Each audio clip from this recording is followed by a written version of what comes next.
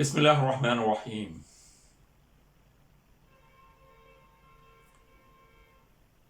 اللہ تعالیٰ کی بے پایاں رحمتوں اور مہربانیوں کا جو بغیر گنے ہمیں نوازتا رہتا ہے، ان گنت تعداد میں، بے تحاشا انداز میں، اللہ کی اس نعمتوں اور مہربانیوں کا ہم جتنا بھی شکر ادا کریں کم ہے۔ میں ہوں آپ کا میزبان طارق چودھری، اپنے یوٹیوب چینل کے ساتھ۔ السلام علیکم ناظرین، آج ہمیں بات کرنا ہے پاکستان میں پائے جانے والے مختلف مافیاز کی، اور خاص طور پر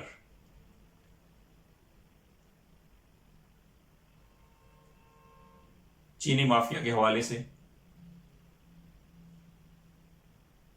کیا جہانگیر ترین اور عمران خان میں عنقریب ملاقات ہو پائے گی؟ کیا دونوں دوبارہ سے دوست بن پائیں گے؟ مافیاز کا کیا بنے گا؟ کیا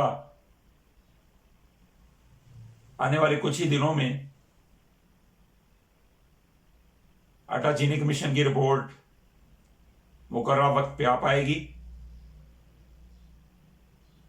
کیا جہانگیر ترین کی ملاقاتیں رنگ لے آئی ہیں، یا فرانزک آڈٹ اس سارے تناظر کو کسی اور ہی طرف لے جائے گا؟ تو سب سے پہلے آپ سے گزارش ہے کہ اگر آپ نے ابھی تک طارق چودھری چینل کو سبسکرائب نہیں کیا تو اسے سبسکرائب کر لیجئے، بیل آئیکن کو دبا دیجئے، اور اس ویڈیو کو آخر تک دیکھیے گا، شیئر بھی کیجئے گا، اور اپنے کمنٹ سے ضرور آگاہ رکھیے گا۔ ناظرین، 4 اپریل کو آٹا چینی کمیشن کی رپورٹ منظر عام پر آتے ہی جہانگیر ترین کی کشتی سیاسی بھنور کا شکار ہوتے ہوئے نظر آنے لگی۔ اگرچہ اس میں اور بھی کئی پردہ نشینوں کے نام آئے، لیکن میڈیا میں صرف جہانگیر ترین کا نام ہی گونجتا رہا۔ اس سارے معاملے کی مزید تحقیقات اور فورینزک آڈٹ کے لیے واجد ضیاء کی قیادت میں ایک تحقیقاتی کمیشن بنایا گیا، جس نے 25 اپریل کو اپنی رپورٹ حکومت کے حوالے کرنا تھی، تاکہ ملوث پائے جانے والے افراد کو احتساب کے شکنجے میں کسا جا سکے۔ لیکن پھر اس کمیشن کو مزید 3 ہفتوں کی ایکسٹینشن دے دی گئی، اور آنے والے چند دنوں میں یہ مہلت بھی ختم ہو رہی ہے۔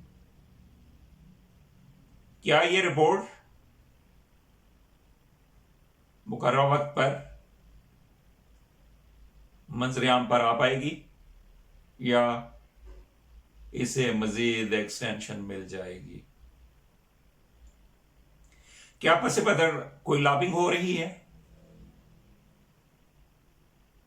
کیا وہ تلوار، خطرے کی تلوار جو جہانگیر ترین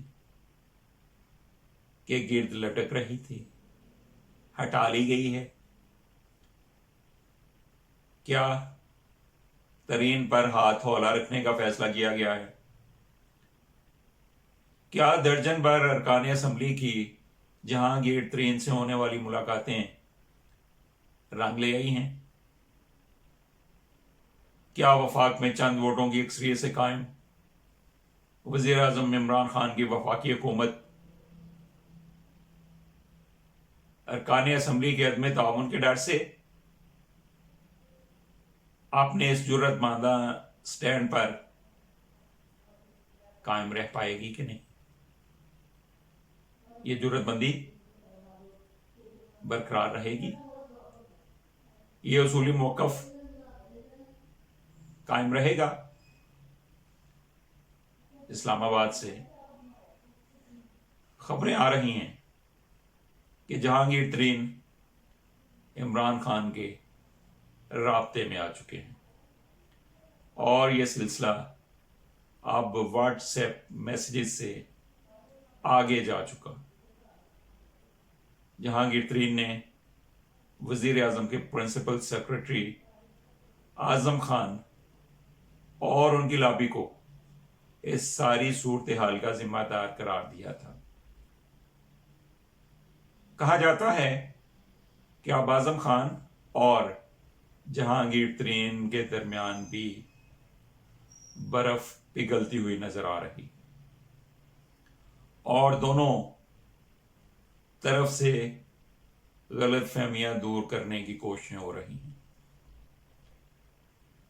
چینی اسکینڈل کے منظر عام پر آنے کے بعد جہانگیر ترین نے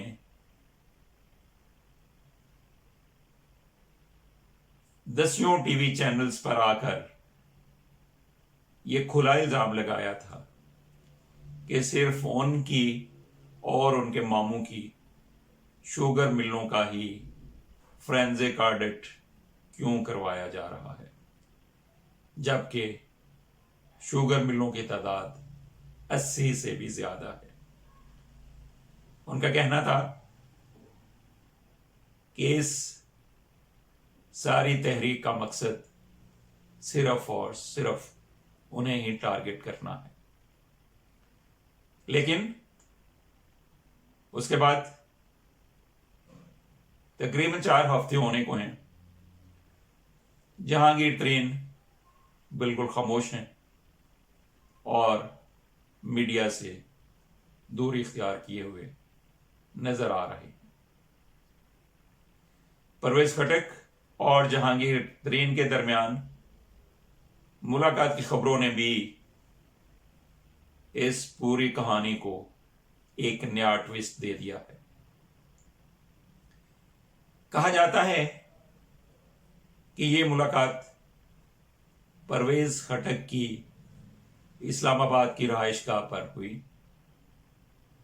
جہانگیر ترین کو لاہور سے خصوصی طور پر ملاقات کے لیے اسلام آباد بلایا گیا تھا۔ پرویز خٹک جو وزیر اعظم عمران خان اور جہانگیر ترین کے درمیان صلح کروانے کے لیے بڑے متحرک نظر آتے ہیں، سنا جاتا ہے کہ انہوں نے جہانگیر ترین کو وزیر اعظم کا ایک پیغام دیا ہے اور انہیں یہ بھی کہا ہے کہ جلد ہی وزیر اعظم عمران خان سے ان کی ملاقات بھی کروا دی جائے گی۔ اس پیش رفت کے بعد اپوزیشن اور پی ٹی آئی میں ترین گروپ کا یہ کہنا ہے کہ جہانگیر ترین کے بچ نکلنے کے اب واضح اور روشن امکانات ہیں، اور عمران خان جو مافیاز کی گرفت کے حوالے سے بڑے پرعزم نظر آتے تھے، تو اب لگتا ہے کہ ایسا نہیں ہو پائے گا، جبکہ اسد عمر گروپ اور دوسرا نقطہ نظر رکھنے والے لوگ اسے امید کے خلاف امید سمجھ رہے ہیں۔ وہ کہتے ہیں کہ عمران خان किसी को भी नहीं छोड़ेगा। बस फॉरेंसिक ऑडिट की रिपोर्ट आने की देर है।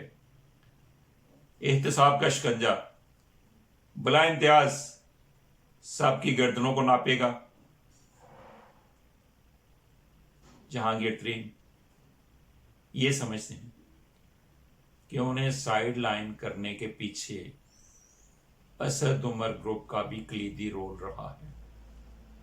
जबकि असद उमर वजारत खजाना से अपनी माजूली को जहांगीर तरीन की कारस्तानी समझते हैं।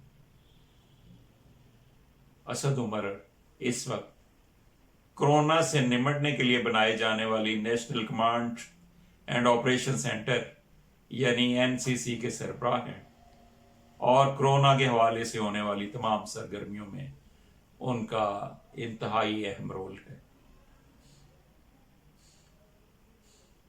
पीटीआई में इलेक्टेड और नॉन इलेक्टेड के हवाले से भी ग्रुपिंग की खबरें आती रहती हैं। कहा जाता है कि नॉन इलेक्टेड लोग तरीन के खिलाफ हैं, वो तरीन को एहतसाबी शिकंजे में हर सूरत में देखना चाहते हैं, जबकि इलेक्टेड लोग जहांगीर तरीन की पुश्त पे नजर आते हैं। और अब तो अलीम खान भी दोबारा से पंजाब में अहम रोल संभाल चुके हैं और वो हमेशा से जहांगीर तरीन के गहरे दोस्तों में शामिल हैं। लेकिन कल 10 मई को अटा चीनी तहकीकाती कमीशन की कार्रवाई कुछ और ही बतलाती हुई नजर आ रही है। वहां शुगर मिल्स एसोसिएशन के ओहदेदारों से जो उनके बयानात कलमबंद किए गए, वहां होने वाले इंकशाफात ने इस सारे गपले को और भी नुमाया कर दिया है। 50,000 गैर रजिस्टर्ड चीनी खरीदार सामने आए हैं। वो खरीदार जिन्होंने पता चला है कि 300 अरब रुपए की चीनी परचेज की और वो उनकी टैक्स रजिस्ट्रेशन भी कतई नहीं है और चीनी माफिया ने 120 अरब का अजाफी मुनाफा कमाया। शुगर मिल्स एसोसिएशन आटा चीनी तहकीकाती कमीशन को मुतमईन करने में बुरी तरह नाकाम रही। हमजा शुगर मिल्स ने 31,000 गैर रजिस्टर्ड खरीदारों को चीनी बेची। एसोसिएशन का अब यह मुतालबा है जहांगीर तरीन और उनके अजीजों के 9 शुगर मिलों का फॉरेंसिक ऑडिट ही ना किया जाए, बल्कि 80 से शायद तमाम शुगर मिलों का फॉरेंसिक ऑडिट किया जाए। शायद वो इस तरह इस पूरे मामले को फैलाना चाहते हैं, शायद वो इस तरह से टाइम गेन करना चाहते हैं कि तहकीकात को इतना फैला दिया जाए कि उसमें कई महीने और कई हफ्ते लग जाएं। तो क्या ऐसा हो पाएगा? तहकीकात अगर सारी मिलों की फॉरेंसिक ऑडिट करना पड़ा तो यकीनन तहकीकाती कमीशन को और भी कई हफ्ते चाहिए होंगे, लेकिन उसका नतीजा मजीद गपले अवाम के सामने आएंगे और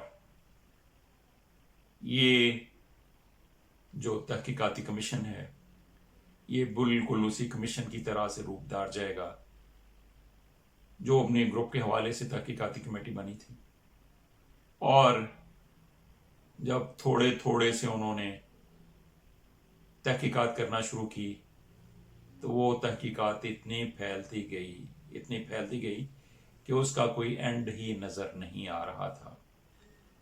کروڑوں سے اربوں، اربوں سے کھربوں، اور کھربوں سے پتہ نہیں وہ کہاں تک پہنچ گئی۔ کیا آٹا چینی اسکینڈل میں بھی شوگر مافیا کے اسی طرح کے بے پایاں مزید گپلے نظر آئیں گے؟